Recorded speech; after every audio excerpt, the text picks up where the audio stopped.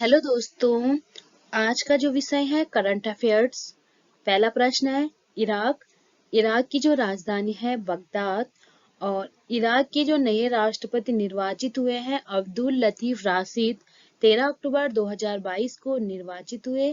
राशिद ने बरहम साले को 160 से अधिक मतों से क्या किया है, विजयी बनाए। मतलब 160 से अधिक मत से विजयी हुए हैं राशिद। और इससे पूर्व 2003 से लेके 2010 तक वो जन संसाधन मंत्री थे और उसके बाद एक सलाहकार के रूप में नियुक्त हुए हैं और वर्तमान में ये अभी 13 अक्टूबर को इराक नए राष्ट्रपति के रूप में निर्वाचित हुए हैं। नेक्स्ट है 17वां प्रवासी दिवस जो है जनवरी 2023 में मध्य प्रदेश इंदौर में यह सम्मेलन आयोजित होगा।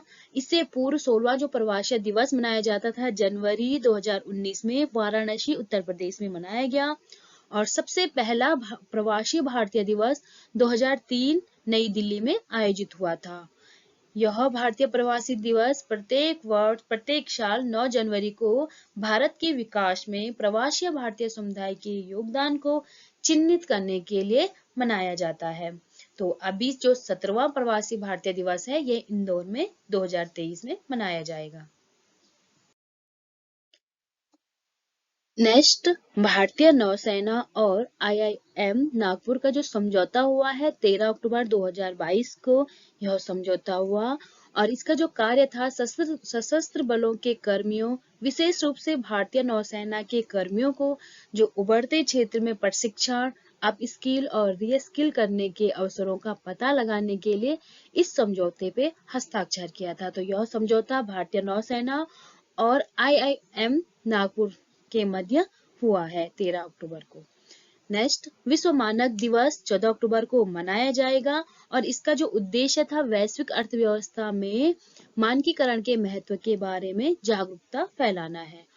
और सबसे पहले अंतरराष्ट्रीय मानकीकरण जो संगठन है ISO की स्थापना 1947 में हुई। सबसे पहला विश्व मानक दिवस 1970 में हुआ था। 2022 की जो थीम थी shared vision for a better world. तो विश्व मानक दिवस इस साल से 14 अक्टूबर से शुरू हुआ है और प्रत्येक वर्ष मनाया जाएगा। नेक्स्ट, आसरा पेंशन की जो शुरुआत हुई है तेलंगाना सरकार ने की थी इसकी शुरुआत सभी गरीबों के लिए सुरक्षित जीवन सुनिश्चित करने के लिए, वृद्ध लोगों, विधवाओं, शारीरिक रूप से अक्षम श्रमिकों के लिए पेंशन की योजना शुरू की गई थी तेलंगाना सरकार द्वारा। इसके बाद कुवैत में भारत का जो नया राजदूत नियुक्त हुआ है उनका नाम है आदर्श विका।